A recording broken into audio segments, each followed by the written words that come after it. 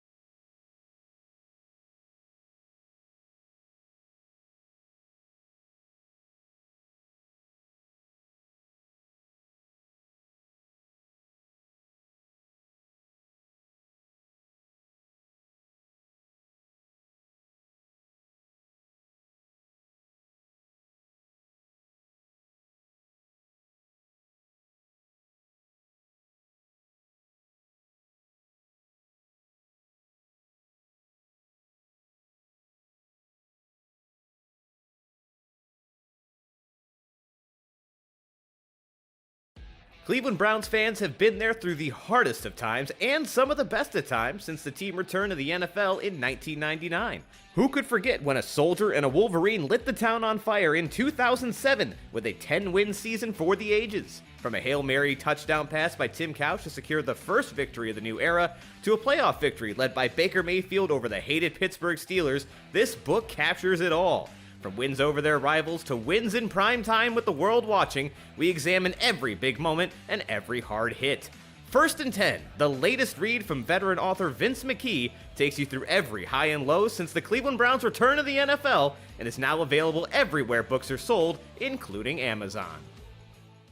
Tonight's broadcast is brought to you by Advanced Diagnostics Auto Care and Maintenance. If you want dealership quality at a fraction of the cost, visit Advanced Diagnostics Auto Care and Maintenance at 23779 Lorraine Road in North Olmsted, and you won't be disappointed.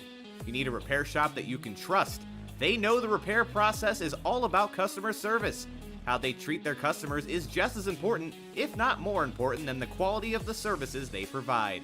They are always willing to discuss your repair needs before, during, and long after your visit. They treat you like family and won't stop until you're completely satisfied and road ready. B.A. Sweetie Candy Company. The world's most famous candy company is right here in our backyard. They are located at 6770 Brook Park Road in Cleveland, and it is a candy lover's paradise. They have every candy from your childhood, so make sure to visit them today. Climate Tech Inc. For 48 years, family-owned and operated Climate Tech has been the premier company for all HVAC services. For both residential and commercial, they have it covered. They offer free estimates on equipment replacement and 24-hour emergency service. Visit them at climatetech.com. Dave's Golden Shear Barbershop. Dave's Golden Shear Barbershop has been your trusted barber for nearly a century of great haircuts. With affordable prices and excellent customer service, there's no better place to get your cut. It is located at 26915 Center Ridge Road in Westlake. Dick Esser Plumbing.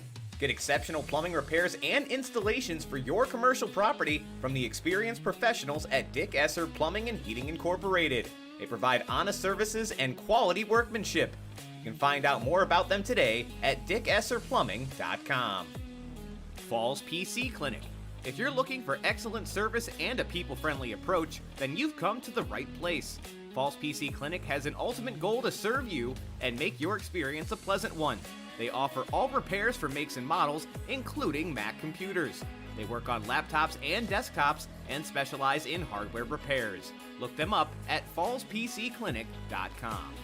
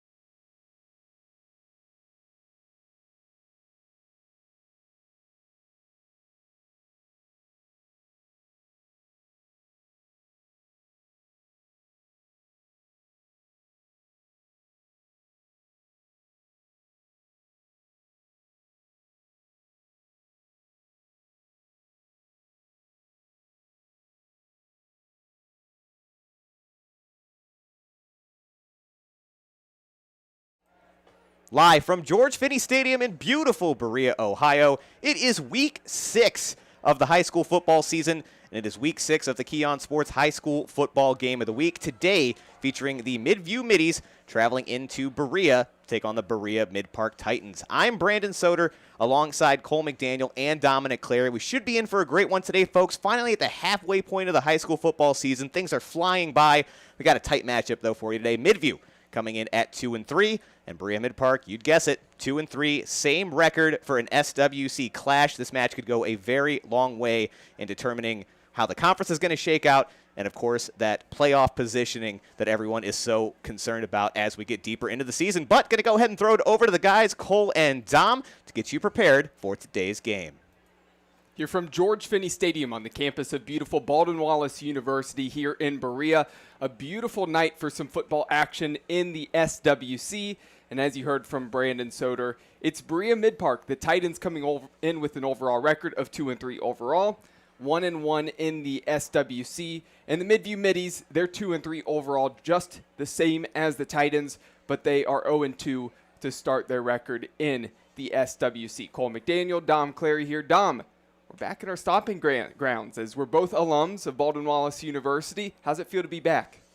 It's a weird feeling, Cole. You know, last time I was here, as I told you, I was crying at the 50-yard line. It was senior night, and, you know, it was a loss for us. But it's nice to be back. Getting a little different when it's blue and orange out there and not the yellow and brown that we're so familiar with, or the golden brown, I should say. But I'm glad to be back here. We've been in this booth before when I started out, Yeah. and you introduced me to Keon Sports. It was right here, really. So I'm excited to be back in the booth with you and the booth in Berea here with Brandon for the first time. So I'm excited. Yeah, of course, we'll bring Brandon back in here in a little bit. He's another guy who spent time here at Baldwin-Wallace University. So all three up here calling this game have really deep roots here at this university. Excited to call this one here at George Finney Stadium, Trussell Field. Between these two teams, of course, this is the home stadium of the Titans. So taking a look at the Titans who host in this one, they have won 2 of their last 3 games. They played against Strongsville, and they won that one 41-7. So took care of Strongsville in that one. Of course, we're going to see Strongsville here coming up next week. And then a loss at Avon Lake by a score of 24-7. And then they won against Amherst Steel, a blowout 53-0 on the road. So again, they feel good about coming into this one after the huge win, rebounding back after losing to the Shoremen and beating the Comets. So important for them to try to win this game at home, as they're going to host Avon next week. And you know that is the top dog in the SWC. A matter of if you can keep that rhythm going this week, you know what's coming next week. You know, Avon's one of those teams that if you're an SWC team, you know, we're at Baldwin-Wallace, so it feels right to view it this way. It's like you're playing Mount. Yeah. Right? You can scout them well. You can have a good week of practice. But at the end of the day, you have to have a perfect game. Not one mistake, not one error. You have to play perfect. But right now, they're going against Midview. That's their main focus. They're not worried about hosting Avon next week. They're worried about getting a win now and having a winning record in the conference when they take on Avon. That starts here against Midview. And Midview, on the other hand, they want to even up their record and get their first conference win. So you're not viewing Avon right now. You're not looking at Avon right now. Your view is what's going on right now on the beautiful brown and gold field here in Berea. They're looking to get a win and get that positive record in the conference. And before we touch on the visitors in Midview, again, this is homecoming for Berea-Midpark. Expect a raucous crowd here tonight. Had their festivities before this game. We'll touch on some of the key players here when we get this game started as kickoff's upcoming. But Midview, they're a team that they had wins against North Olmsted and Elyria Catholic in back-to-back games. And then they played the same 2 SWC opponents that the Titans just played as well. It was a 17-7 loss at Amherst Steel, and then a 48-7 loss versus Avon Lake. Of course, you have a chance here in this one on the road. Probably seen some improved play since last year even. Of course, went 2-8 last year as a team. Already have those 2 wins to this point. But that being said, you went up against the same opponents as the Titans, and the results were not nearly the same level of quality. They weren't as good. You know, last year we saw Midview play at North Ridgeville, I do believe. Yeah. That was a Midville team that couldn't get anything going. They couldn't get any stops. Really, they were completely out of rhythm. This year, we've seen them kind of be a little bit more consistent, right? This is a team that expects to have better results than the season before. They expect to be more competitive in the conference, especially despite no wins so far. So let's see what they can do here tonight in Berea. I'm excited to see what Midview can do. Again, it's small roster. You look at the roster sizes. Midview, small roster. Let's see what they can do here against Berea-Midpark. So we'll step aside and we'll be right back for the start of this game. Kickoff upcoming in just a few moments, and we'll touch on some of the key players to watch out for as soon as we come back. Don't go away.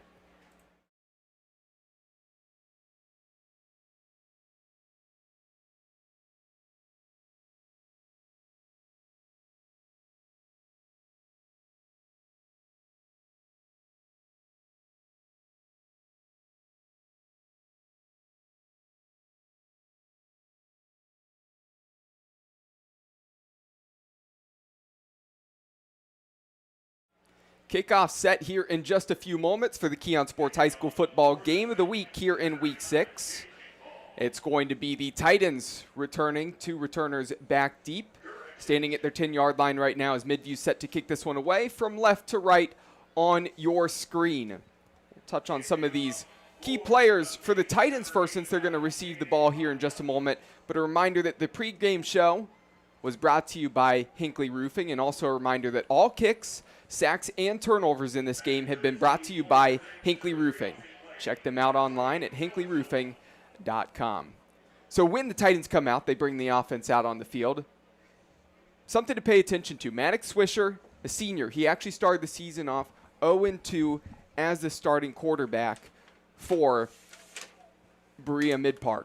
And then Danny Bowser III, the junior, he came in week 3. He's since gone 2-1 as the starting quarterback. So Danny Bowser III, guy we expect to be out there running that offense. You're still going to see Maddox Swisher out there at the safety position on defense. Those are guys, especially Bowser. He has the receiving talents. He has Braden Kupach, the senior. Also, wide receiver number 3, Austin Clay. He's a playmaker. He's one of the guys back deep to return as they're about to kick this one off. Actually, last year when we called the game at Olmsted Falls, he put up a pretty big stat line. Expect to see Austin Clay get involved in the passing game pretty early, Dom. If I do remember last year against Olmsted Falls, they had explosive plays. I'm pretty sure that they had all their plays were explosive and they were for big yards, but they weren't able to stack up first downs. I could be getting that confused with no, you're correct. a different game. Yeah. Because there was another game that I covered out there, but hey, we got kickoff here in Berea. As this one's set to kick away, it's going to be a short one and caught just past the 15-yard line, trying to find some space up the middle and brought down past the 30-yard line, and that is where Bowser in the offense will come out on the field.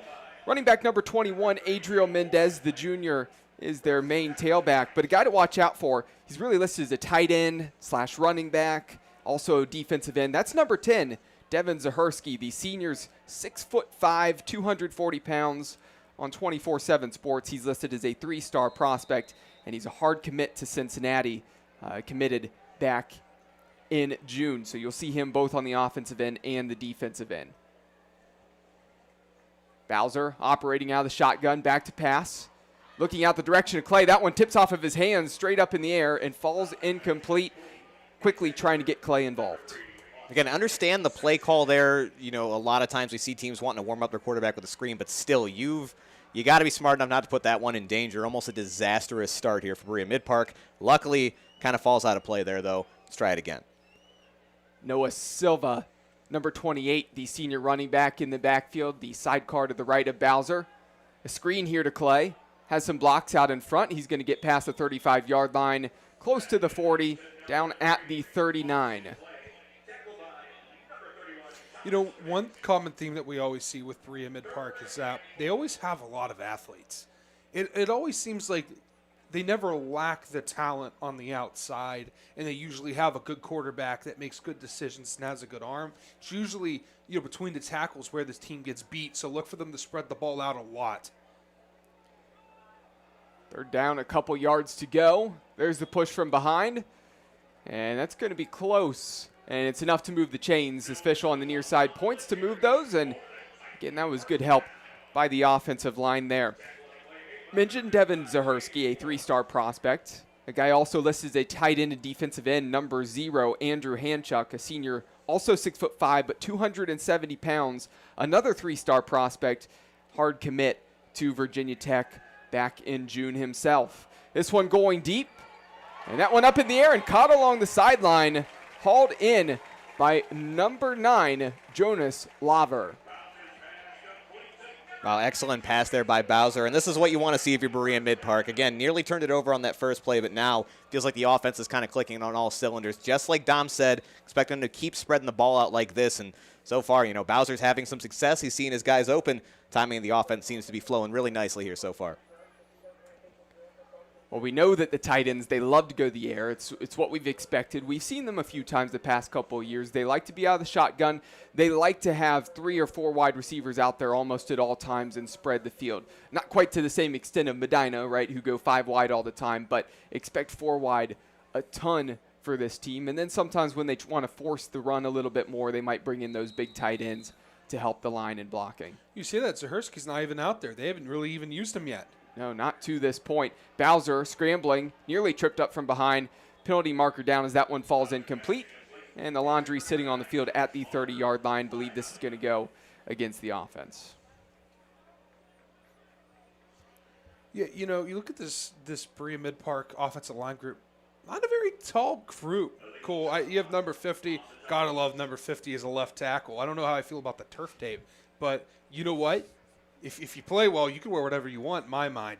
But, after him, everyone seems to kind of, especially at the guard position, lack in height. Not a very tall group. Again, Midview, not big in height on their defensive line either. They only have 3 down. So this will help this small Berea-Midpark line move in space. But I believe they called holding. Well, you mentioned about Mason Zahersky, number 50 out there, who stands out like a sore thumb on that offensive line because he's the guy who has the height. He's another talented guy. Now, he doesn't have quite the same accolades yet of Devin Zahersky and Andrew Hanchuk because he's still a junior, but Mason Zahersky, he does have 2 D1 offers to this point, 2 MAC schools, Dom, Bowling Green and Kent State. Oh, go Flashes and aw Ziggy, baby. Bowser handing this one off. Lots of room to run up the middle to the 30-yard line and brought down at the 26. Again, that's number 28, Silva. And again, we see that's what Berea-Midpark's trying to set up a little bit here. They're able to spread the ball around, but, get that play-action pass going. So far, Midview's got to show they can do something to stop this Titans offense. 2nd and 7, got plenty of yards back after that run following the penalty. That one short-armed. And that's just a miss there for Bowser on the run, rolling to his right. He had Kupach wide open there, close to the 10-yard line, and just underthrew it. Let's talk about this formation here real quick for Midview. They have only 3 down linemen, and then they have the 2 or 3, inside linebackers. They usually use the 1 for coverage mainly, while the 2 are in the middle. But this leaves your tackles on their lonesome, so you're going to have 2 free guards to essentially move wherever they want. There's not a lot of double teams, and if you're the offensive line, that's what you want is double teams. On 3rd down, there's a pump fake, rolling to his right, throwing across the middle, and that one just a little bit behind his intended target. Chase Stackhouse, the senior, tried to reach back to that one and slid down, and now it's a 4th down, and it seems like the offense is going to stay out on the field here as the ball's still at the 26-yard line.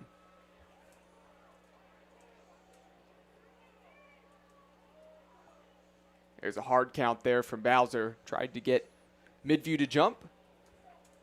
Good job by the line to not jump there.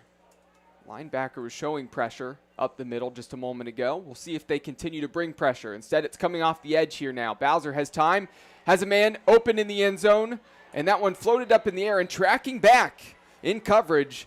Dane West, the senior, and he's a guy who's going to circle on the sheet and talk about when the offense came out on the field for Midview, but making a huge play there on the defensive end in coverage. Now, I don't hate that play call if you're Berea-Midpark. You're kind of in no man's land at this point, right around the 25, 30-yard line. So throwing up, go for it. Your offense had been hot. Credit to Midview for kind of halting the march down the field. Now they've got an opportunity to come out here and show that they can hang. Excited to see what they can do. That's what you needed. You needed to stop. You didn't want to just, show that your defense was Swiss cheese and let the Titans kind of march down the field. So now they've got an opportunity to come out, put the first points up on the board, take control of this game early. So as Midview gets the turnover on downs, stopping the Titans, it's now Ethan Elbert, the senior quarterback, bringing his offense out onto the field. And Elbert, he's a guy who I think has really improved the quarterback play a little bit for Midview this season. He's done a good job for the Middies, spreading the ball around the field. And he has plenty of wide receivers to throw it to. Number 18, Dior Jones, the junior. Dane West, who we saw in coverage just a little bit ago. Number 9, Cameron West, number 4. So guys that he's going to look for. Don't be really afraid. He's not going to be afraid to go to the air. Instead, this time, going to hand this one off on the ground. Short carry there for Hunter Anderson. That's going to be the fun part of this game. You look at Elbert's numbers for the year. Both of these teams love to spread the ball and throw the ball. So we've got potential for this to be kind of a high-scoring shootout type of matchup. Record's still the same, 2-3. Yeah, see how it goes.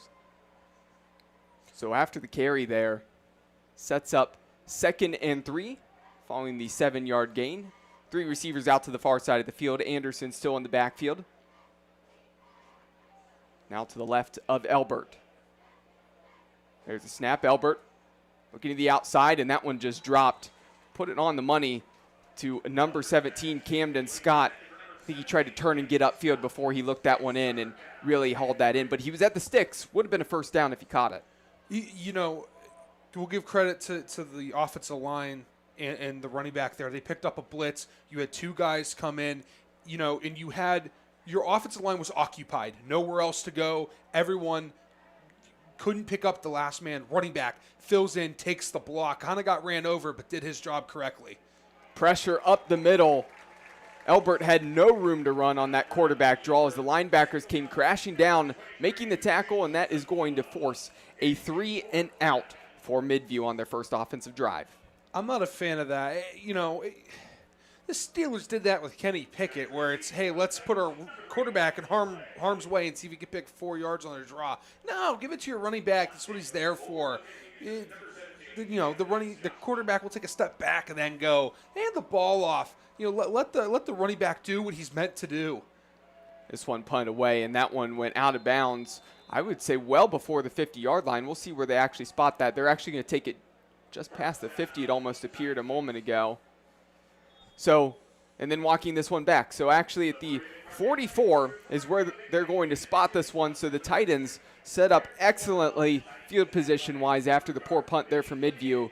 And now Midview's defense, they're already backed up here on the second defensive drive for them. And now that 4th down call looks even better if you're Berea-Midpark. I mean, really, you gave up 15 yards of field position after that. Good job by the defense to standing strong here. Now, huge opportunity for the Titans. Their offense looked great to start the game. Midview slowed them down as they got closer to the red zone. Bowser out of the gun. Going to hand this one off. Trying to bounce off a tackler and brought down after a gain of a few yards there. And that is Adriel Mendez. Mentioned him earlier, his first carry on the night. I'll tell you what, guys, good crowd. I mean, you could confuse us for a Baldwin Wallace game by the crowd, and they lead the OAC in attendance. So, that's not an easy feat to do, to fill the stadium up to this capacity compared to the Yellow Jackets. Bowser back to pass, looking down the field. Initially looked at his big tight end over the middle, and that one's going to be incomplete, nearly intercepted up along the sideline. Braden Kupach was checking back to that one as he was diving back to the ball. Coming across was the defender, number 31, Thomas Kmet. It seems like they're just using the run to set up the pass, and it's just not working right now. They almost need to do the opposite. Pass to set up the run. Try that out for size. Bowser rolling to his right. Going to find a wide receiver completely open there on the far sideline. That's number 5, Chase Stackhouse. Moved the chains for a first down. No, penalty marker down at the 38-yard line. So this is actually going to back this up, I think. And as they discuss that, to Dom's point, keep an eye on this. It seems like their idea, like when you go first through third down, the script seems to be the same so far. Run the ball, then try to get a pass out. That hasn't been super successful. And then both times that on third down, they're rolling Bowser out to try to find somebody over on the right side of the field. And both times, really, we've gotten 2 holding penalties on that, too. Mm-hmm. So somebody is struggling, as Bowser's trying to get kind of on the outside there. And maybe it's because there was holding penalties. Both of those situations, he could have just kept running the ball and easily picked up the first down. So that's open for him on that side of the field. Offensive line just needs to stay disciplined, let him get there. And on that one, actually, an ineligible man downfield as they were rolling to the right. One of those linemen got a little bit too far upfield, thinking Bowser was going to keep it. Instead, trying to get some yardage back there after the penalty. A run up the middle, and not much room for Mendez. And they got back really just to the original line of scrimmage, 4th down and 10. Brandon, you mentioned that, there's a legal man downfield. That's a sprint out play. Your front side, you stay on the line, you get in front of your man, don't hold. It's easy. If they stop moving, you can pull that jersey. Your backside, they need to spill back. You should be going backwards to cut off a guy, not going down the field. That's just a bad display of protection. Bowser flushed out. There's a penalty marker in the backfield once again. He's going to run this one and be pushed out of bounds. Not going to be enough yards to move the chains, so it would result in a turnover on downs, and I would think Midview's going to decline this penalty. So now I don't love that third down play call then. Again, the run game hasn't really opened up yet, I think because, like Dom was saying, they haven't gotten the passing game established enough to really open up those lanes. So if you're going to go for it on 4th down, get a couple opportunities for Bowser to move the ball upfield. All you do is take yourself back to the original line of scrimmage. 4th and 10 is not an easy thing to pick up in high school football. I like to compare you guys are going to make fun of me for this analogy, but, I like to there was a view in World War II that you use your rifles to clear up the machine gun, right? And different nations did different things, right? But right now, that's like the run game clearing things up for the pass game, or the pass game clearing things up for the run game. You do one thing to open up things for the other, but quite frankly, they need to switch up that strategy. It's just not working. They need to hammer home running the ball. You'll have defenders moving downfield more. It'll clear up the pass game. Albert pitches this one to Anderson and blown up right away, doing a good job keeping on his feet and surging forward for getting a couple yards after he was hit right away by the linebacker coming forward, number 30, Justin McDonald. This Middies team, I'll tell you what, they look like they have like bricks on their shoes. It just seems like they're about 2 yards behind of what Berea-Midpark is doing. Oh, wow, look, I didn't even look at the scoreboard. It's all messed up now. But for a 0-0 game in the first quarter, you'd think that Midview would be a little quicker. Back to pass, Albert launching this one in the direction of West. Got a little bit too much air underneath of that one. And about 4 yards to the far outside there of Dane West. But he was pretty close. Could have been a good opportunity if they capitalize on that one. Has that been like that the whole game? Yeah, they changed that right at the beginning of the game. I wonder why. That threw me off, guys. I go to look at the score, and it's not there. They moved the score. For those that don't know what I'm talking about, they have a TV board, and then they have like a scoreboard. The scoreboard is blank, but the TV board has everything the scoreboard would have. Yeah. It's really throwing me off my game right now. I think the video person over there, and I'll talk about that here in a second, as Albert's being flushed out, rolling to his left, looking down the field, directing traffic, and he'll step out of bounds after a couple-yard gain. I believe the person who's running the video board here actually plugged something in just to operate off of the video board with the scoreboard, just because I heard some complaints earlier, of course, about the actual scoreboard occasionally skipping numbers just briefly, and saw that it might every 2 seconds it might skip just briefly. So I think they're trying to avoid that, and I'm with you, Dom. It threw me off my game for a second. It took me a little bit to read over there. The time's always been a little sticky, but it was a lot worse today from what I noticed. It was every 5 seconds or so things were freezing up. Yeah, absolutely. This one kicked deep. Clay back to return. And he's going to get out past the 35-yard line, close to the 40, and that's where he's going to be brought down at the 38. And so no points for either of these teams. Still 0-0 on the scoreboard. 6 minutes remaining in the first quarter of this SWC contest. Berea-Midpark is dominating Midview in every aspect other than the scoreboard right now.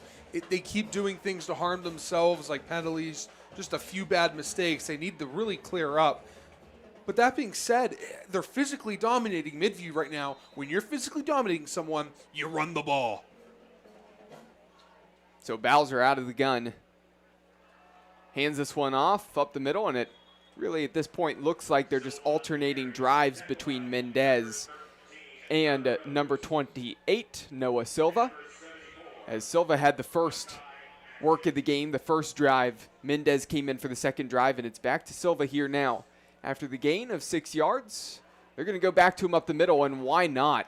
Tons of room to run. He gets popped there at the end as Cameron West finished off that tackle, but moved the chains, first down, now on the Middies side of the field. Wonder if they found the hot hand now here with Silva. 2 great runs in a row, fresh set of downs for Berea-Midpark. They're going to keep marching. Snap a little bit low. Bowser deals with it well, wants to launch this one down the field, and that one's going to float out of bounds, incomplete. 2nd and 10. Now, we've seen both Berea-Midpark and Midview kind of take shots like that, and you guys have heard me over the broadcast. I'm completely okay with how both of those ended up. You know, deep shots, try to get your team some momentum, 0-0 game. Still got 3 downs to work with, and on top of that, both of these quarterbacks able to kind of put it where if their receiver wasn't going to get it, nobody was. Kept it, you know, kind of on the line there. So, again, don't mind those shots, even though they don't pan out the way that you want them to. Here's the handoff. Once again, Silva has a lot of room to run as he got around the edge. Turning on the Jets. He's going to be caught, but can't be drugged down inside the 10. He takes this one into the end zone, and the Titans get on the board first, 6-0. I mean, that's what you want. You want your offensive line to take care of the first 2 levels. It's exactly what they did. This quick offensive line group went to the 2nd level, took care of their double teams. Just made it really easy there for the running back. And then, boom, able to – that 3rd level, hey, You're bigger. You're faster than these guys. Lower your shoulder and take care of them yourself. I don't know what's going on with this formation. So it appears like they're going to go for 2. Here's the pitch, and into the end zone. It actually worked out. So I think Dom, even though you thought the formation looked a little bit strange, it worked out well for the Titans.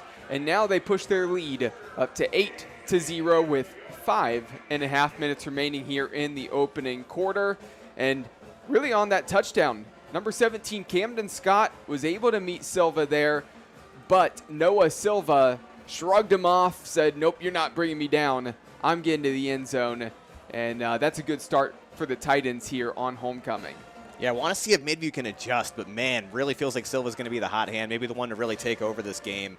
Because we've seen it. Like, the physicality from Berea-Midpark is just, it's there right now. They're dominating Midview from that point of view. Now it's just figuring out where exactly you can exploit the weaknesses. Again, feeding Silva 3 times on that drive. Obviously, the offensive line deserves a lot of credit there, but the second effort from Silva after the contact, kind of in the corner of the end zone, man, that's fun to watch, and expect him to be getting the ball a lot more this game. So now that they're trailing 8-0, we'll see if the Middies can get something going on offense. Actually have had really that one carry to start the game. Hunter Anderson, you saw the burst. You know he's a guy that we saw run the ball a little bit last year when we saw their game at North Ridgeville against the Rangers. If you can give him the ball, he's got a little bit of space. He can make some things happen, but I really want to see Ethan Elbert in that offense uncork things a little bit there. You see them operating out of the gun. They've taken a few shots. Even though it didn't pan out, why not try to establish that passing game there with Elbert? Try to give him some easy completions, get him into a rhythm early. Here's the return, out past the 40-yard line, and that is really the best field position already here tonight for the Middies. That was kind of interesting. The first time we've seen Berea-Midpark have to kick in any capacity tonight. Obviously, they went for 2 and then went for it on 4th down both times. You know, not sure if there's just not a kicker that they're not super thrilled about. But even on that kickoff, kind of a strange setup, not the traditional full-on run and try to boot it down the field.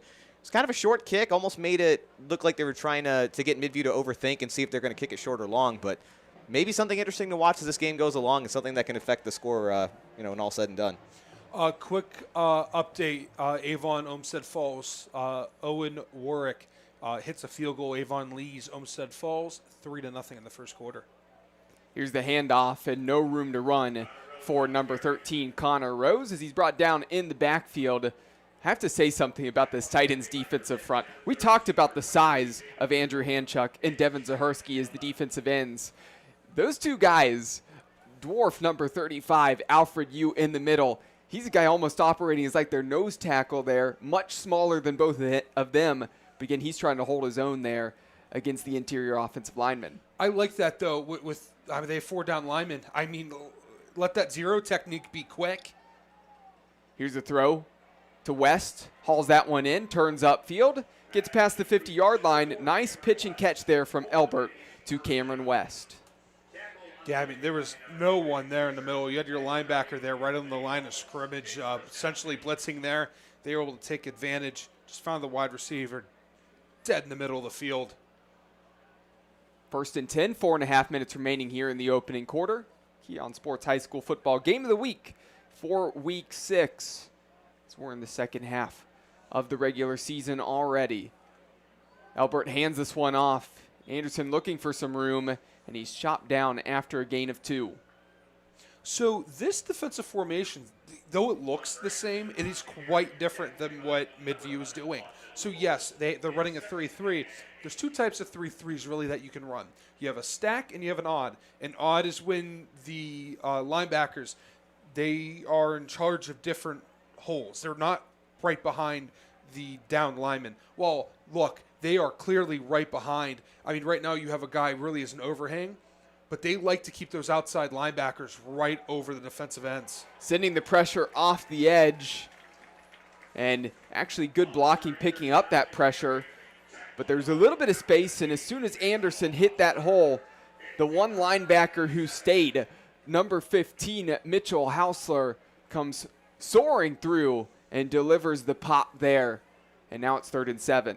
Hausler's more of a modern middle linebacker. He can run sideline to sideline. He's not your typical fill-the-nose type of linebackers. Not like the Jack Lamberts or the 85 Bears, Mike Singletary linebackers. But he's one that can move sideline to sideline and get wherever on the field.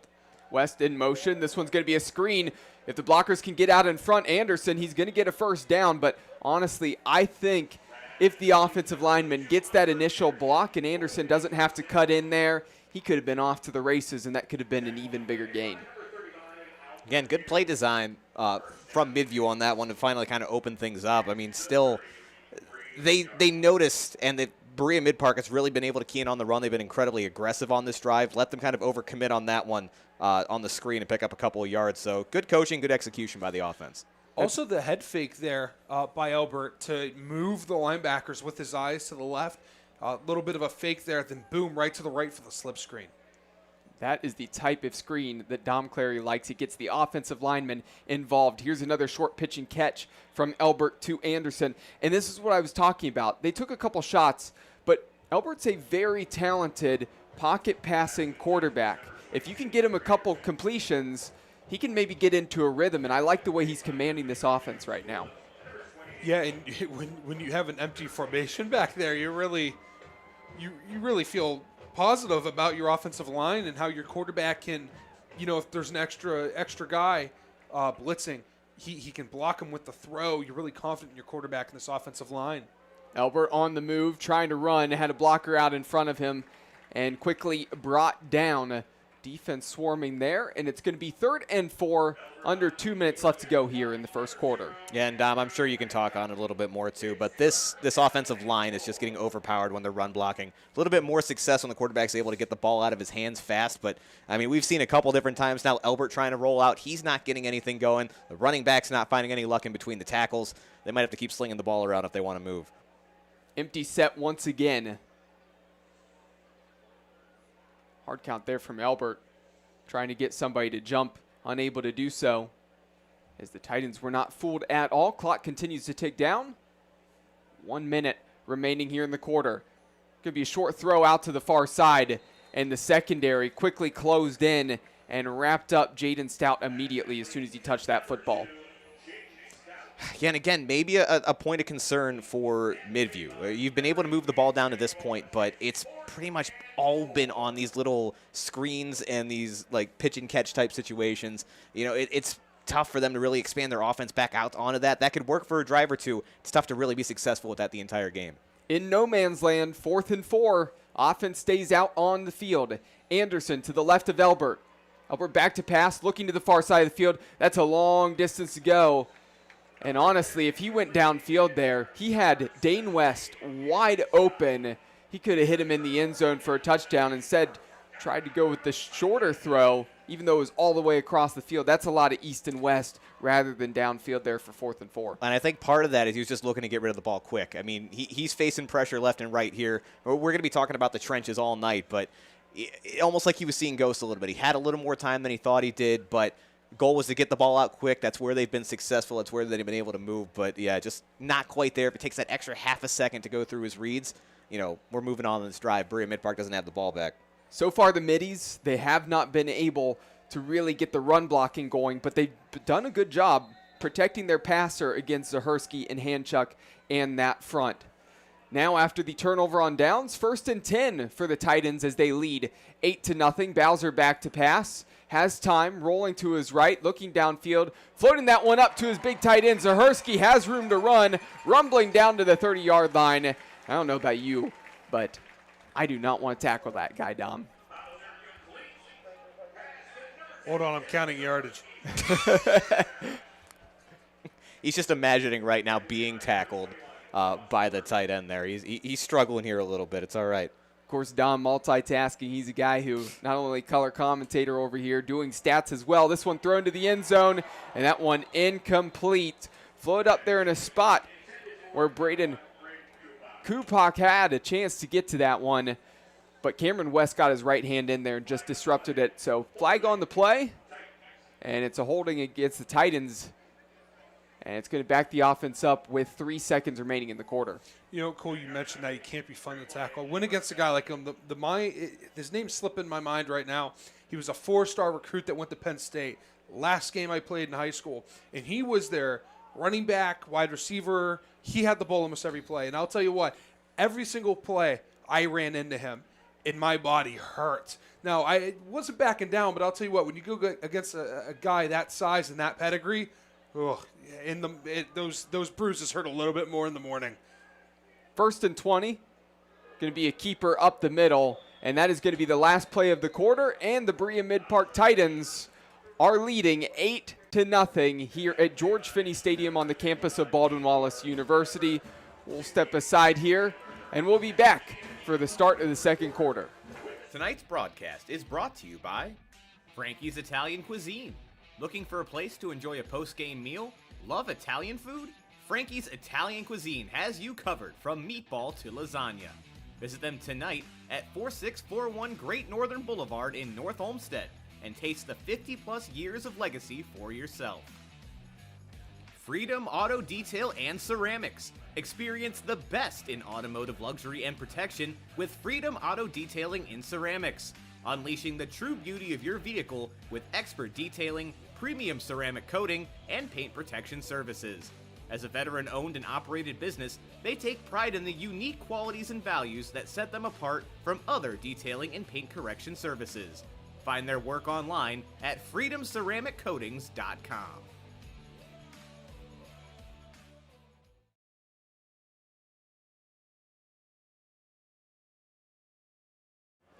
Back for the start of the second quarter here from George Finney Stadium, Trussell Field here at Baldwin-Wallace University, where the Berea-Midpark Titans trying to win on homecoming. They lead 8-0. Second down, run up the middle. A lot of room to run for Bowser there.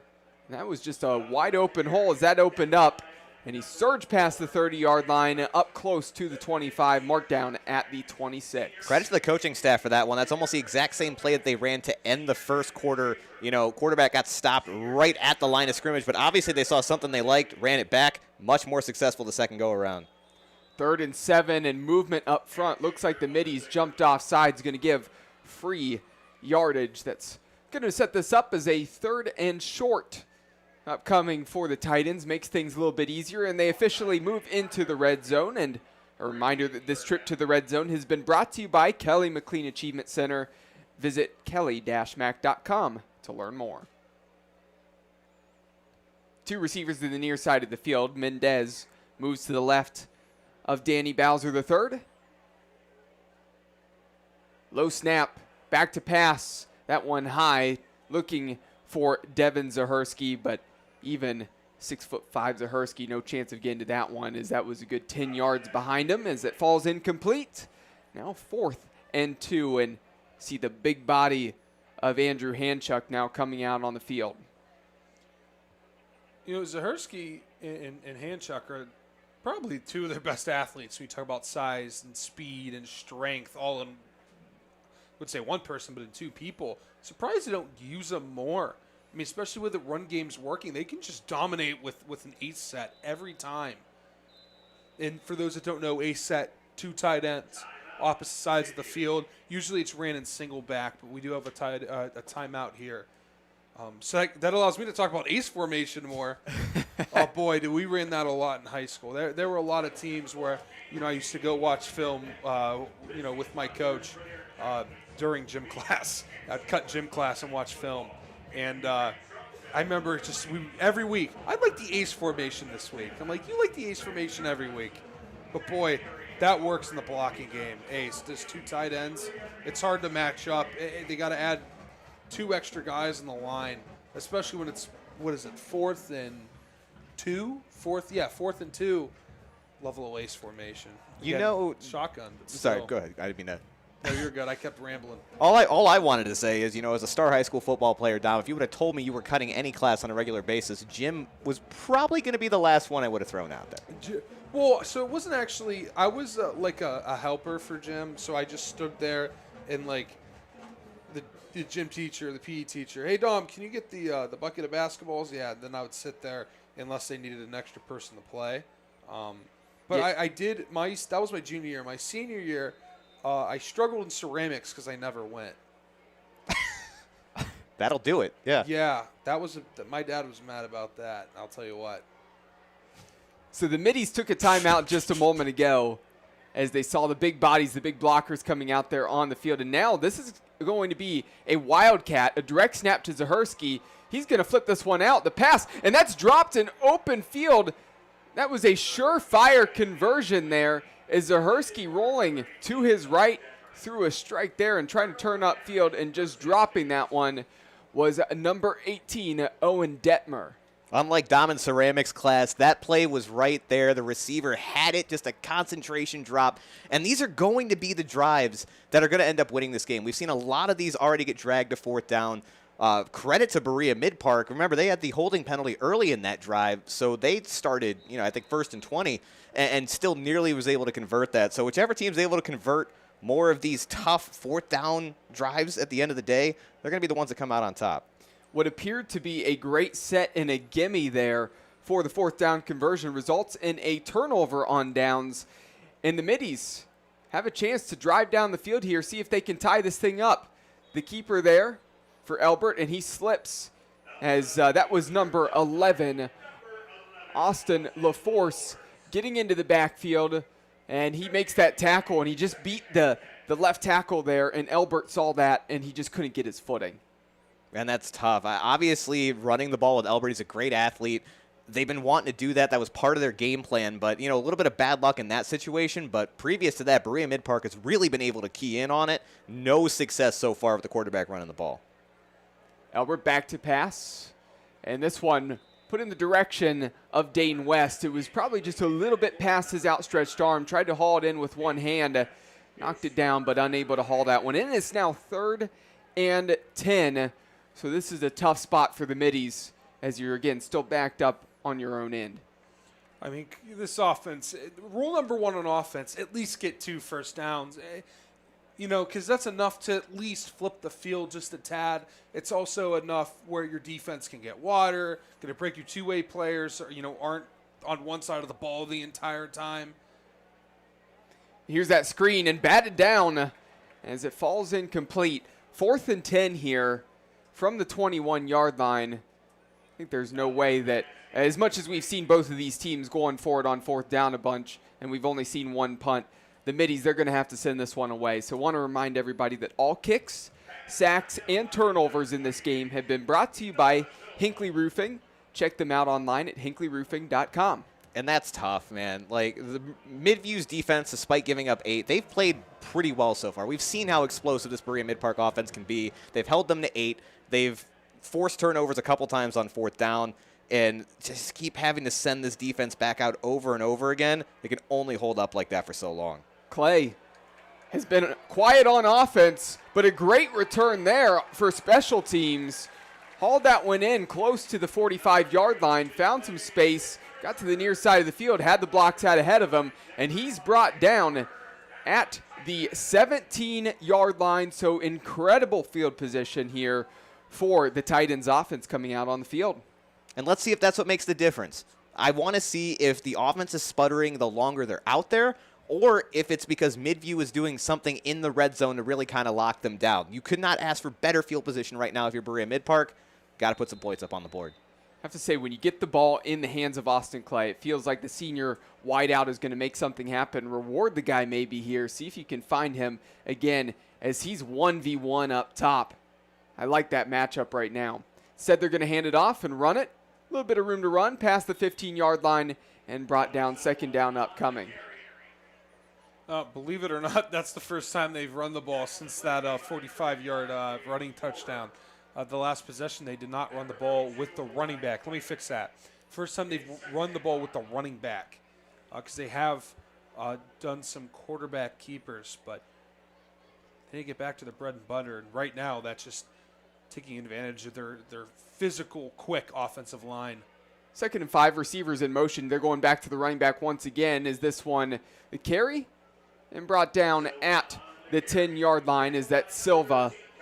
And that's going to be 3rd down and 3 yards to go here. And the only thing I can think is, again, Silva's had success so far here tonight, quite often. But again, penalties kind of killed that last drive, started them back from 1st and 20, so really never got an opportunity to get the running back involved. And there's the whistles. It's going to be a timeout for the Middies as they want to see if they can get the stop here on 3rd down. Want to remind everybody that this trip to the red zone has been brought to you by Kelly McLean Achievement Center. Visit kelly-mac.com to learn more. So this one, we knew these two teams. They had the same record coming in to this game. Certainly, like I said, the common opponents that they played here the last couple of weeks, the Titans have had the better of the scores and the record from those two games. Of course, getting the win against Amherst Steel, a blowout where the Middies fell in a very close one. But so far to this point, the Middies are hanging tough. Even when they've been backed up defensively, they've multiple times stopped the Titans on 4th down. And that's why, again, you see that it's 8-0 on the scoreboard. So even though this game feels like it's going the way of Berea-Midpark, if you're Midview, you feel very good about how you stand right now. And that's the key. If this defense can stay together and keep playing like this, even if you do go down 2 scores at half, you're still giving yourself a chance. The problem is they have been out on that field a lot. Berea-Midpark has kind of dominated the time of possession. So general rule of thumb, you do not want to keep laying your defense out to dry like that, but who knows? Maybe they can keep it going. Bowser keeps this. He's going to pitch this one up in the air, and that one's swatted down. Excellent job there by number 31, Thomas Kmitt, the junior linebacker. He got in the face of Bowser, and as soon as Bowser threw that one and tried to just float it over his head, got his paw up there, knocked it down, and now it's 4th and 3, and this is when the Middies have had some success here against the Titans. This Midview team, again, they're being outpowered. They're just a step slower. I'll tell you what, they're not backing down. They're doing everything they can, getting their hands up. They're swarming to the ball. This team is just not giving up. Here's Clay. Clay trying to get around the edge. There's no room to run. He is not going to get there. And that's a turnover on downs. I like getting the ball in the hands of Austin Clay, but maybe not there. Again, they were here on the near side hashes. So you went to the side that had less space compared to the other side. Again, in Midview, they had all the white jerseys, all the bodies there. And Clay, as soon as he tried to turn that corner, he had 3 guys meeting him immediately. Again, Midview playing smart defense, playing tough defense. And on top of that, obviously another great 4th down stop. That's 3 so far tonight, if I'm not mistaken, which is absolutely huge.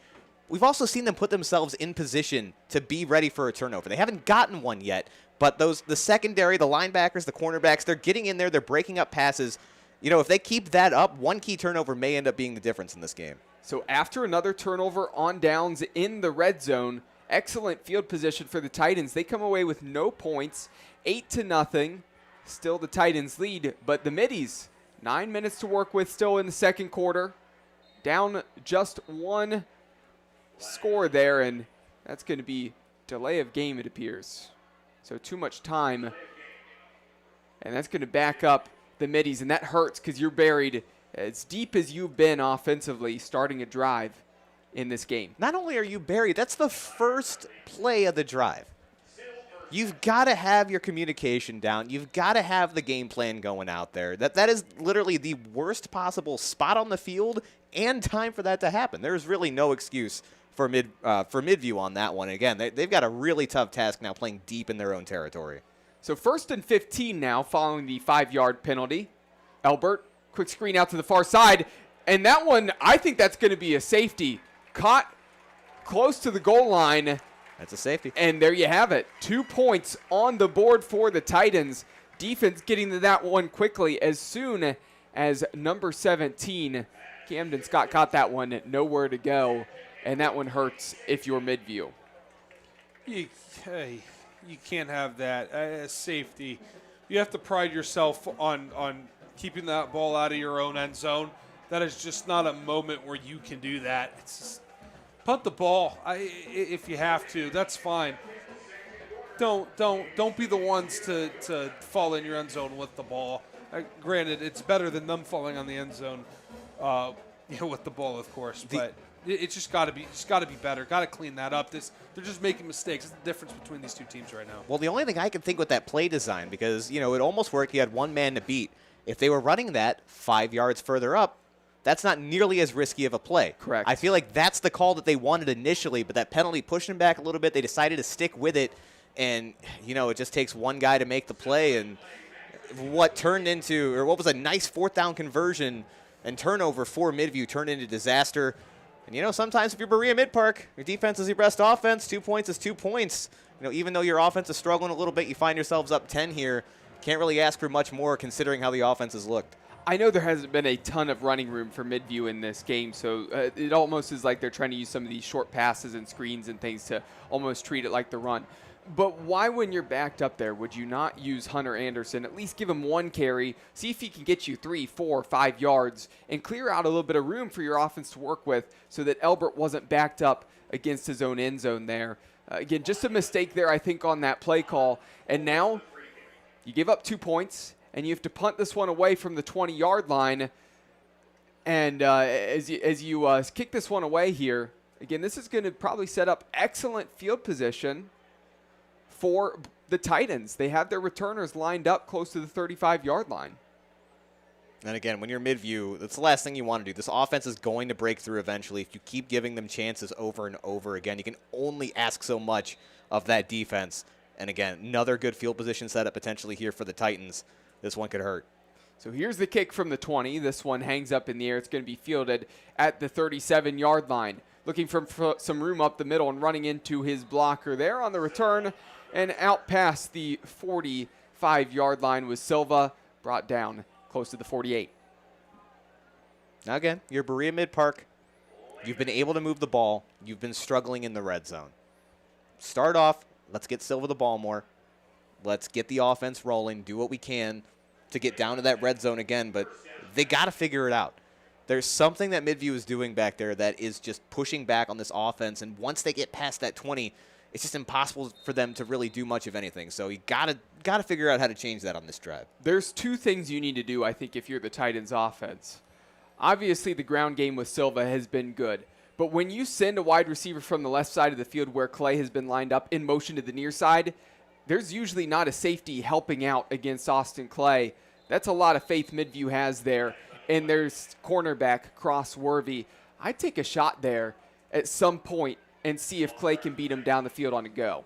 Absolutely. In a game where you keep getting stalled out, it might just take that big play to really get things going. I mean, you saw the reason they had such great field position on that last play, too, was a nice breakaway on the punt from Clay. So anytime you get him the ball, whether it be a deep shot or even something a little bit shorter, you're going to give yourself that opportunity to get those chunks that just really haven't been there so far. Real quick, gentlemen, Avon, they score a touchdown. They are up 10-3 against Olmsted Falls. Still a close one in that one. Screen out to the far side here, trying to get back a little bit of that yardage following the penalty just a few moments ago. And both of these teams, it's crazy, back-to-back drives. Midview had one where they didn't even have a play on their drive. They had a delay of game penalty. Same thing then for the Titans coming back. They went back 5 yards because of delay of the game penalty, and now they're trying to pick up the pace a little bit after that completion. Under 9 minutes left to go here in the second quarter. Here's another screen to Clay. Has a block out in front. Gets past the 50-yard line up to the 46 on the Middies side of the field. So a nice gain there sets up a more manageable third down. Clay is so fun to watch every time he gets the ball. The strides are so long and smooth. You feel like he could get up and down the field in about 15 steps. But, like we said, the more he can get the ball in his hands, the better. He's electric. Unfortunately, he's hobbling and coming over the sideline. Trainer's taking a look at him. Hopefully for the Berea-Midpark Titans, Clay is okay, as he came up a little bit limp following that tackle. So now on 3rd and 4. Bowser in the gun. Back to pass, looking over the middle of the field. Flushed out, tried to float that one over the middle, and was contacted by number 22, Hunter Anderson. And Bowser was able to throw that one away and almost find his target there in the middle. Would have probably resulted in a first down if that one was completed, but just credit for Bowser to almost get it there, considering he was halfway to being sacked. His offensive line gave him as much time as he could, but he did a good job realizing, hey, they gave me time, pockets collapsing, time to get rid of it. He did what he could to put his wide receiver in the best position to succeed, Just couldn't get it done. Look at this. A fake. It was an interesting formation for a punt, and of course, not a punt there. Well-run fake. And actually, you saw that Midview, they caught on. They didn't have anybody back to return, but they could not stop that. Really, that was a reverse there, but you saw the pitch right after the snap, and then it came back the other direction. There was no white jerseys there on the far side, and an easy job at moving the chains there. Tricky. I love the little trick play. I don't think I've seen that before. Bonus points for creativity. Sadly, those don't reflect on the scoreboard, but they do give you a first down from time to time. I like the tricky there by Berea-Midpark. So 1st and 10 now, just past the 40-yard line. Bowser, short pass to Kupak here on the near side, turning up field. Had the block, trying to spin out of that one, and honestly, on the spin, as he was getting swung around by the jersey, got about 3 or 4 extra yards there, and now it's a first down once again. Now here you go, though. This is money time if you're Berea-Midpark, where we're inching closer to the red zone again. Got to see if they can keep their momentum going. So there's the whistle from the officials as they're going to stop this, and we're going to have another timeout. The third and final timeout of the half taken by the Middies with just under 7 minutes left to go here in the second quarter as they trail 10-0. You know, and I like the placement of that timeout. Berea-Midpark's rolling, but you're getting, again, closer to the red zone again where your defense has had success. So don't let them keep it going. Get your guys a breather. Get your game plan back into place and hopefully put up another stop like they've been able to do all game. You know, something to credit the coaching staff of Midview and credit to the defense as well. But every time they've taken a defensive timeout, they've done it 3 times now to this point. The 2 times previously, they were really backed up. Now, they were backed up farther those 2 times than they are this time. But every time the Titans were driving and that timeout would come, the defense would make a stand. We'll see if that holds true for a 3rd time in a row. And you have Clay trying to see if that knee is good for action. Hoping he is. He's a fun player to watch. We haven't seen him do anything huge yet, but he has impacted the game where they like giving him the ball for short yardage situations.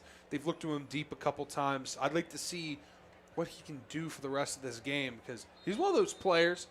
Not every team has one. You're lucky if you do, where you can give him the ball every play and be effective. Here's the snap following the timeout, and plenty of room to run, untouched into the end zone. 2nd touchdown on the night for Noah Silva. And there it is. Like we mentioned, Silva was going to be the hot hand, and he gives them the big play that they desperately needed to put some more offensive points back up on the board. Now all of a sudden, 16-0.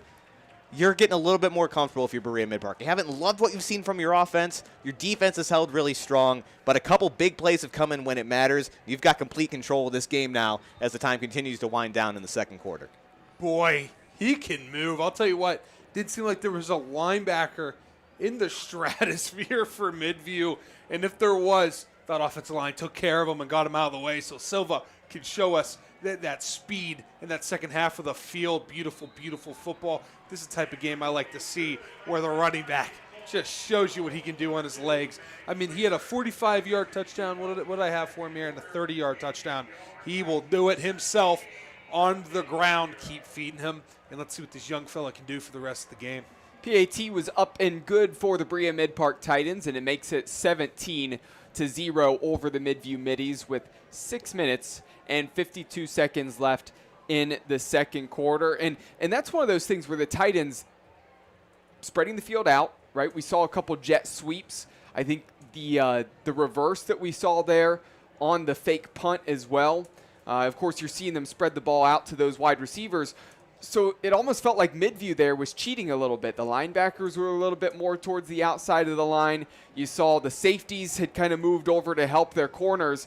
The whole middle of the field was wide open. All it needed for Berea-Midpark was blocking initially at the first level, and there was nobody at the second level or the third. Immediately as that hole was hit, I mean, that was easy for Silva to get into the end zone. I mean, it's easy no matter what when you're that quick, man. Oh, God, you blink and he's gone. This one going to take a hop at the 20-yard line. fielded just at the 20, trying to turn upfield past the 30-yard line and drug down close to the 33. And that is where the Midview Middies come back out on offense. And you've been in this game for a long stretch of this first half, and you're definitely still not out of it, but you need something to go your way offensively. Last time you were out, you were backed up. You ended up throwing that screen. It got blown up, and you gave up the 2 points because of the safety there. You had to kick it away, and then you give up 7 more points. So that's a 9-point swing you just had there, and now you trail 17-0. You have to score before the half if you want to have any chance of probably winning this one and making it come back. Ethan Elbert leading the Middies back out on the field. 2 receivers off to the far side. 1 to the near side. Going to be a handoff and no room to run. Just gray jerseys and orange helmets swarming in the backfield immediately.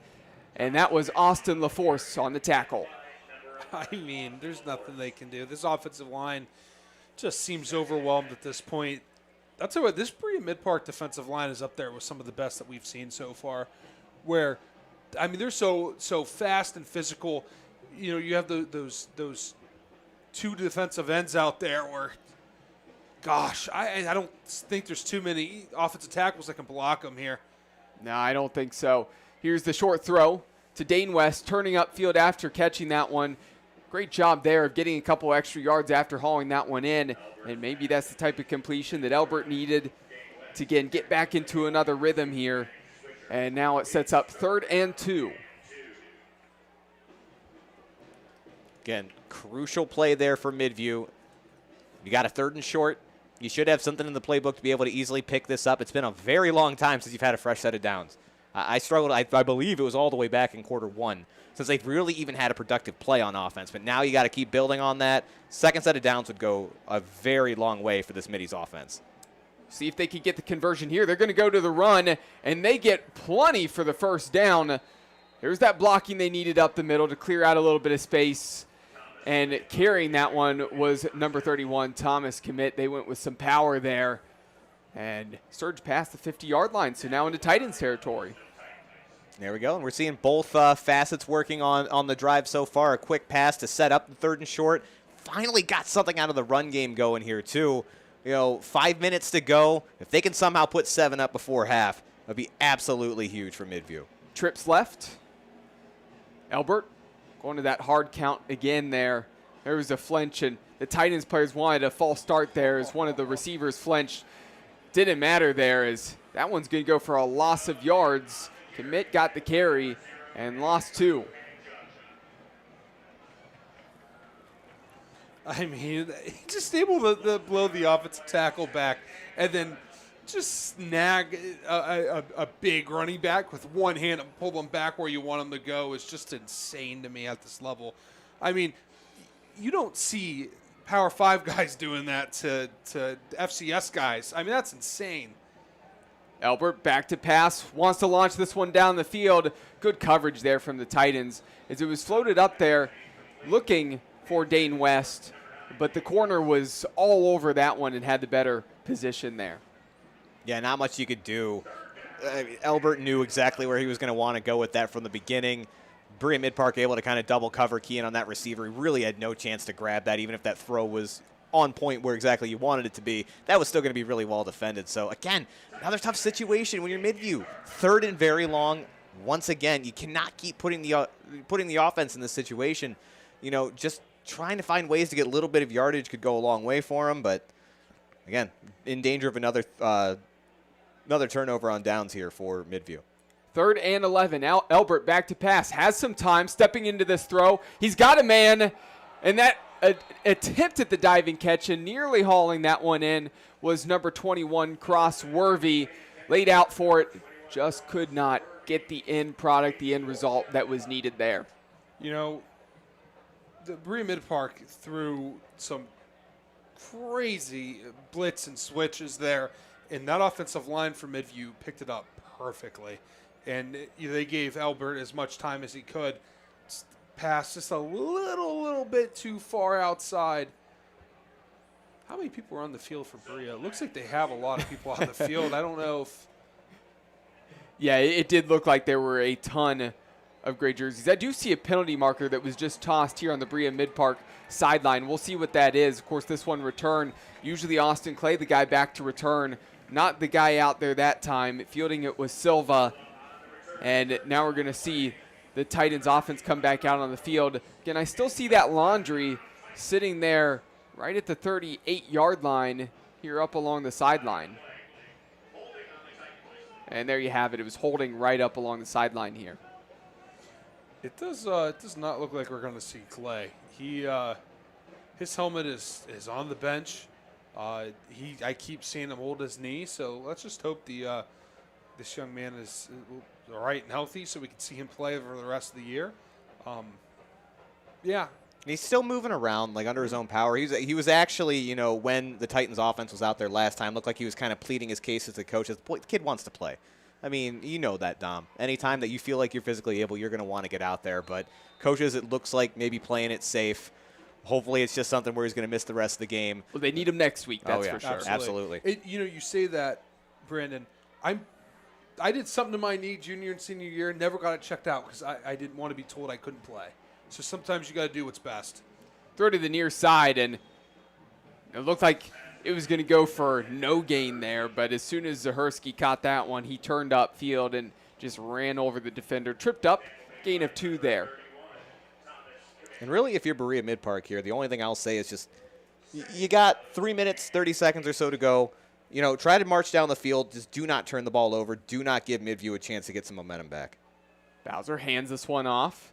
Mendez keeps the legs churning, and he's getting some help from the offensive line. Gets past the 30-yard line, brought down at the 28, so going to be 3rd and short upcoming. 3 minutes left in the quarter.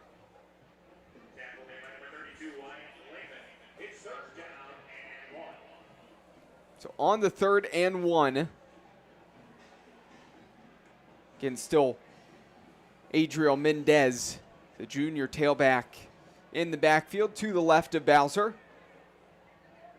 3 receivers to the near side of the field. Mendez is going to get the carry. He's coming to the near side. And again, saw that one setting up from the start. Figured that on that 3rd and short, they'd want to go to the ground game. And why not go to the direction of your 3 receivers? And, of course, Zahersky down on the near side blocking. Good job clearing some space for the running back. I mean, you have the big physical tight end there on the outside. Let him block, run that way. I mean, that's what he's there for.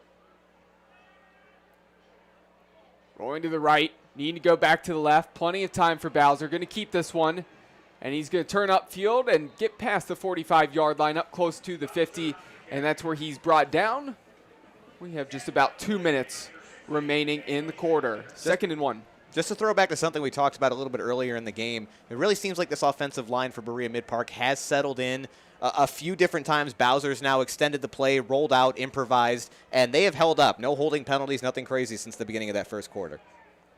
Going to go to the ground once again. Just need a yard to pick that one up. They're going to get more than that, move the chains, and the offense keeps rolling. Plenty of time on the clock, 49 yards still to go to the end zone.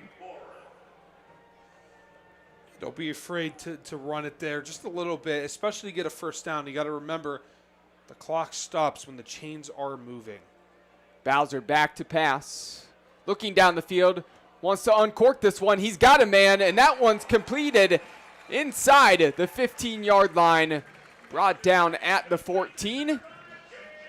That's a really nice throw and catch there. Chase Stackhouse cut inside, hauled it in, and now a minute and a half left. 1st and 10, and inside the red zone. A reminder that this trip to the red zone has been brought to you by Kelly McLean Achievement Center. Visit kelly-mac.com to learn more. And here come the Titans, looking to put the final nail in the coffin coming into the half here. This could be a real killer for Midview if they give up the score here before going into the locker rooms. In the gun once again, Bowser rolling to his left, trying to come back, and brought down by Midview, so that's going to take some time off of the clock. Yeah, just not much there for Bowser. The line kind of shifted in front of him. He couldn't really even see his receivers over there. Tried to cut back. Good discipline by Midview, but just really being able to stop him there. But one more thing to keep an eye on, guys. Remember, Midview's out of timeouts. they were not able to stop and make the adjustments that they have been so successful with to this point. So interesting to see if that's going to have any effect on Berea's offense. There's a snap. Handoff. Mendez slips past the tackler, and he's going to be slowed down and stopped and pushed back. But forward progress got him to the 10-yard line. That's a timeout now for the Titans. Need to stop the clock with 25 seconds remaining, and they're going to talk this over on 3rd down. You know, I talked about it weeks ago when we were at North Royalton. You know, you like to see a NASCAR package in there. Again, they run a signal system. When I was in high school, we didn't do that. The quarterback ran over, got the signals. The signal system was just starting at the high school level. I'm not talking about where you have the wristband, you flip through the plays. I'm talking about where the quarterback looks over, or everyone looks over and gets the signals. The offenses are more advanced now at this level. But that might just be the offense that they have. So I'm interested to see if they make an adjustment, move a little bit quicker, move to some type of fast set or a NASCAR set. Don't need to now. I won't be surprised to see it's 3rd down. Take a shot at the end zone. Let's see if they do that twice rather than go for the 1st down with 25 seconds left. Interested to see what the decision will be from the coaching staff. I mean, you have a tight end who can soar up there with the best of them. Why not try to hit him? Have a corner route out there, then move the safety, and then where that safety goes, put your tight end there. Might be able to get some movement there. Yeah, let's see what they can do. Want to remind everybody that before we get to the half, don't go anywhere during halftime. Reminder that the halftime show brought to you by Hinckley Roofing. You're going to get all the score updates from around the area courtesy of Dom Clary, so make sure you don't go anywhere during half. 25 seconds remaining here in the 2nd quarter. The Titans still driving, 3rd and 6. Now from the 10-yard line. Receiver in motion. Bowser with Mendez to his right.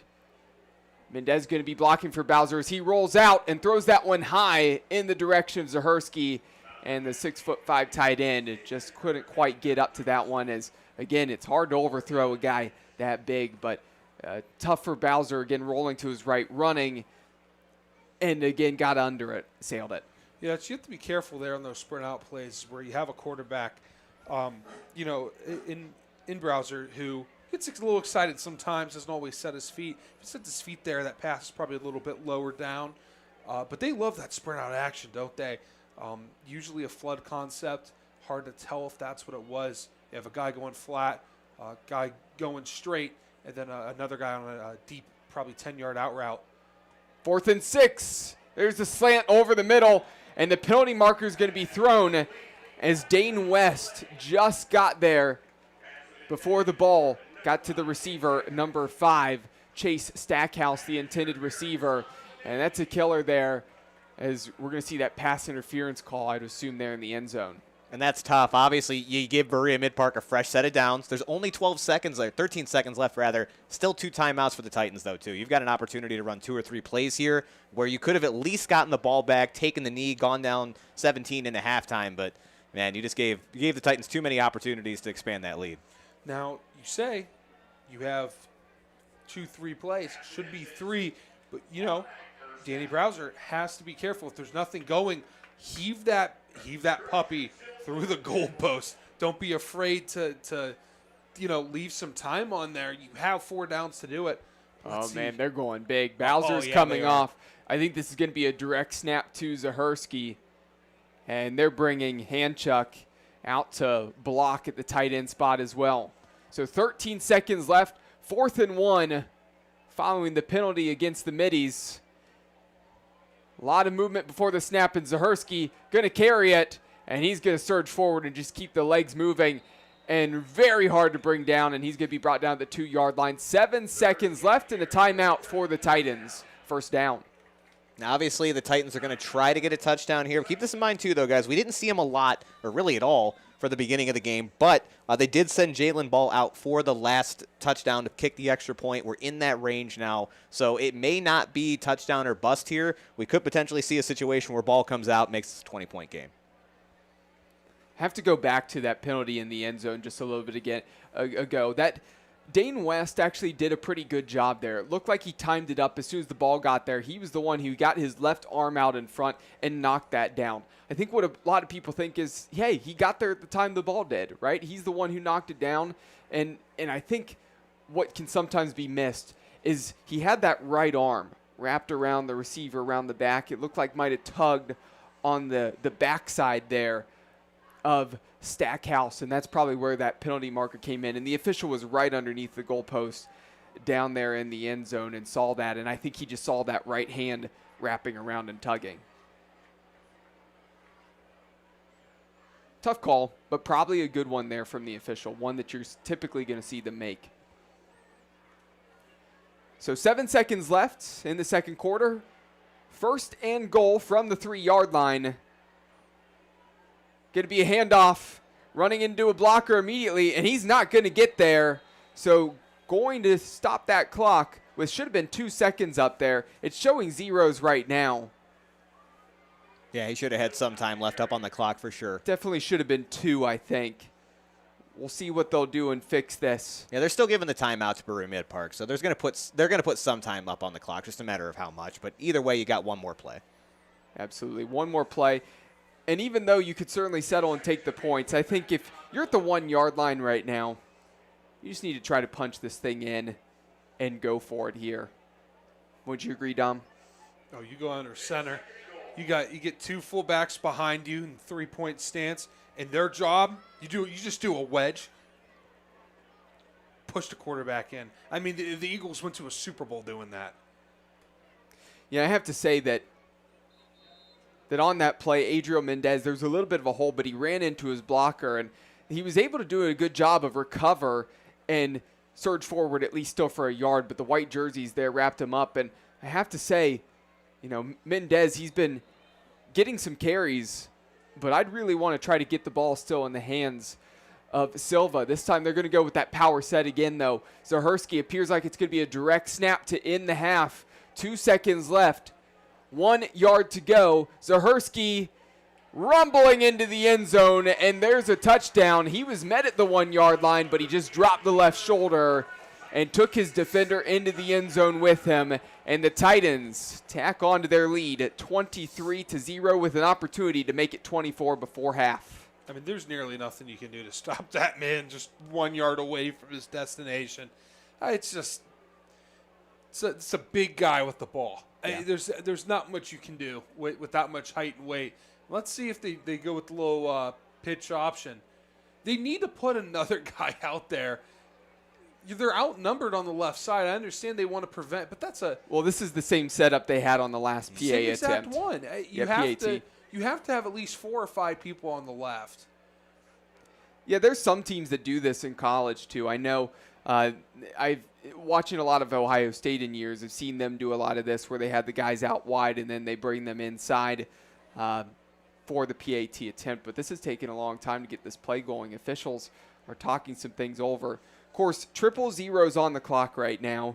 This is going to be the last play of the half before these teams go to the locker room. But not used to it taking so long to get a PAT off. Not sure what the officials are discussing. No, they're just as confused as Dom was with this set. Making sure everything's legal, everything's kosher.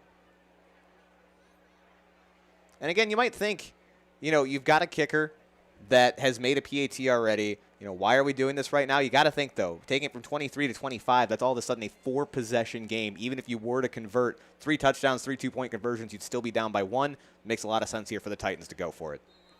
Yeah, I think they're going to definitely attempt the PAT here. But this is a set where Maddox Swisher, who was the quarterback to start the season, he's going to throw this one out to the near side. And, man, that play got blown up right away. Tried to throw the screen. And that's no good there on the 2-point attempt.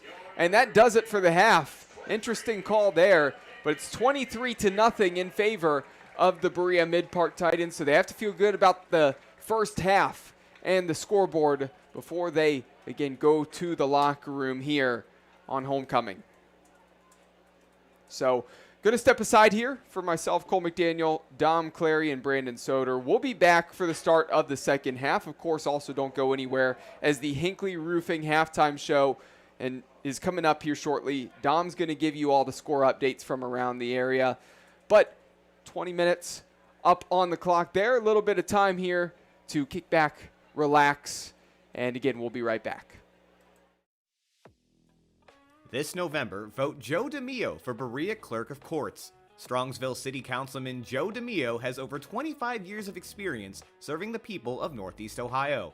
He will put his over 25 years of court experience and over 2 decades of city council experience to work for you. DeMio is a name to be trusted.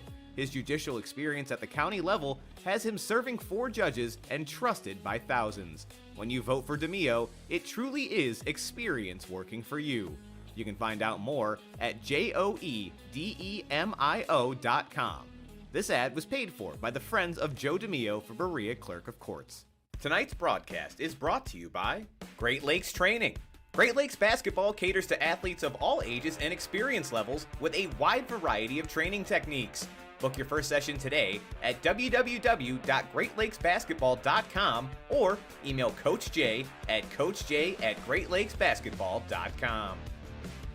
Got You Covered Medina. Got You Covered of Medina offers affordable and high-quality blinds and shades that can completely transform the interior of your property. With affordable pricing and experts in the field of home redecorating to guide you, check them out online at www.gotchacovered.com/Medina or call them at 330-446-3647. Suburban Cement. Since 1978, Suburban Cement has been your trusted choice for all your cement needs. From driveways and walks to patios, steps, and garage floors, they have you covered. Quality products, quality workmanship, and quality people. Find out more about this family-owned and operated company rated by the BBB at suburbancement.net or give them a call at 440-235-0077. The Gutter Boys. At the Gutter Boys, they believe there's a better way to do gutters. The gutter industry is one that is easily entered, but true professionalism is what separates them from the rest. Reach out to them today at 440-271-8847.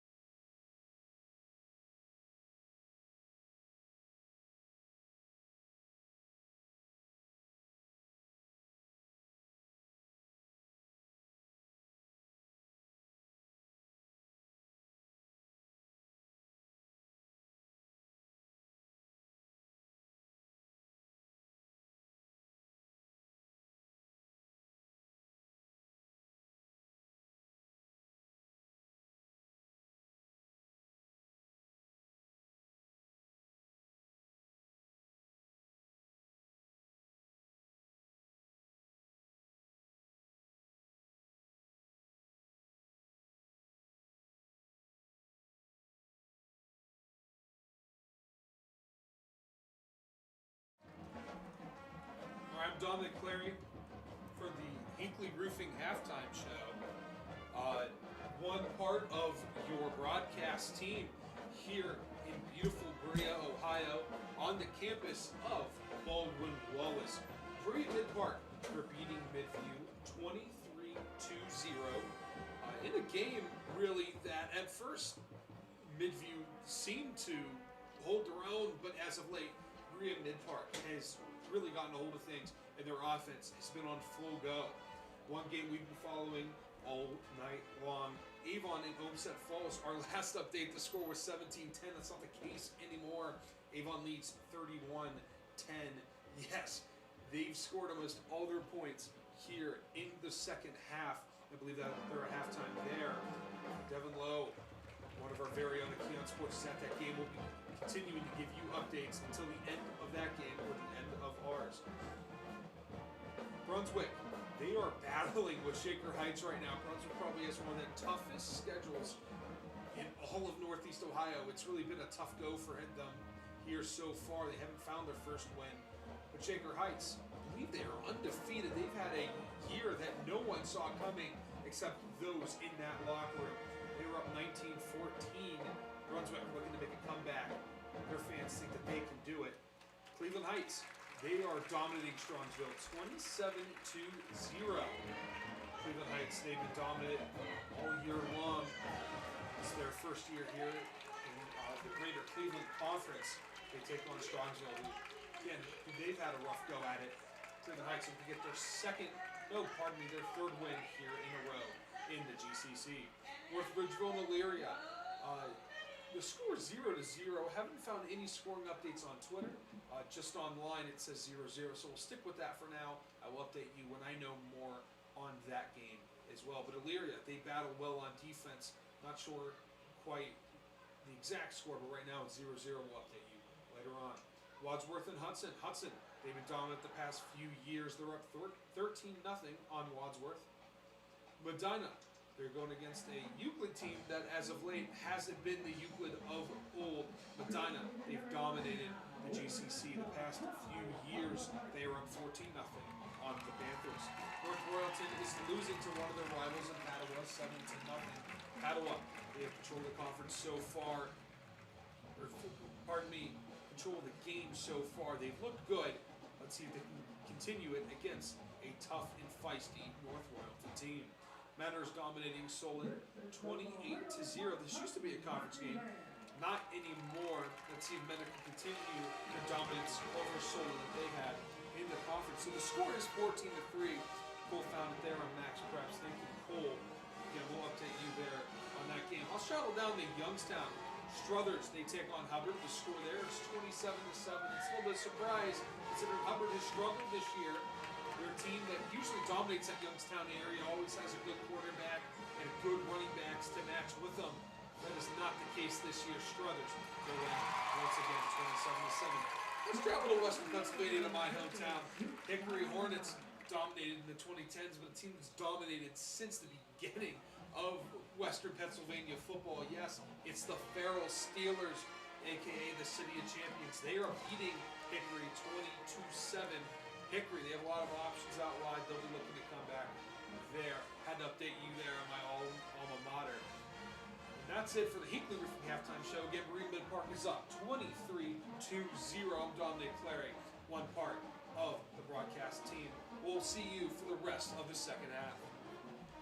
Tonight's broadcast is brought to you by Helene Kia. Looking for a new or used car? Check out our guy Jim McConville at Helene Kia in North Olmsted on Lorraine Road. Jim is a member of the auto community for the last 20 years and will treat you right no matter your car buying need. He's an expert at new and used car deals, including trade-ins and financing. Hinkley Roofing. They are your first choice in commercial or residential roofing. This family-run company has been around for 50 years and is your first choice in trusted roofing needs. You can find them online today at hinkleyroofing.com or call them at 330-273-2979, as they use only the best products on the market to get the job done right every single time. JBL Roofing and Construction. JBL is a licensed, bonded, and insured contractor with the experience to complete any job needed for your home or property. Let their team of professionals help you with vinyl siding, windows, roofing, and gutters. Get the job done right the first time and stress-free with JBL. Call them today at 330-677-9463 or visit them on the web at jblrc.com. Jenny's Popcorn. You can find their flavors anywhere popcorn is sold, including Giant Eagle and Mark's. Visit them online at jennyspopcorn.com or in person at 38727 Taylor Parkway in North Ridgeville, Ohio. They have everything from butter, cheese, caramel, and everything in between at this popcorn paradise. Kelly McLean Achievement Center, the premier resource for high school athletes who wish to continue to play in college. They provide a one-on-one consultative approach to help students determine their needs and goals. Visit them online at kellymac.com. Laura Bosworth.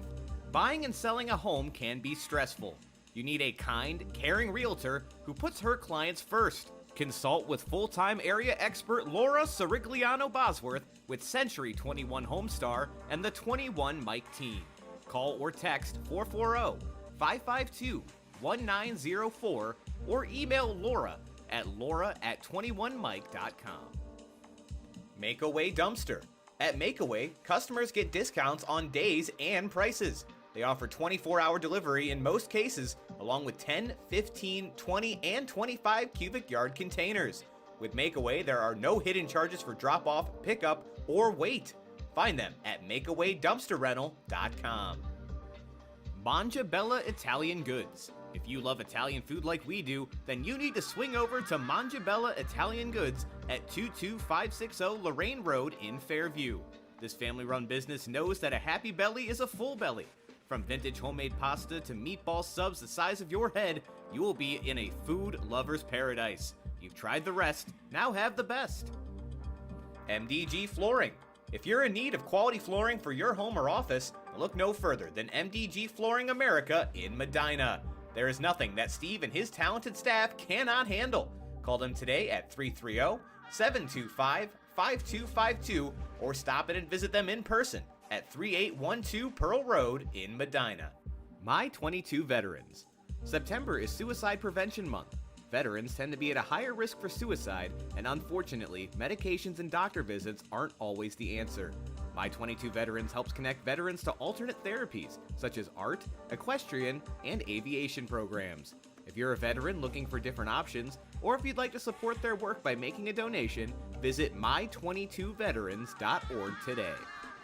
My Medicare Network. My Medicare Network is a local insurance agency that specializes in helping seniors compare and enroll into a Medicare insurance plan.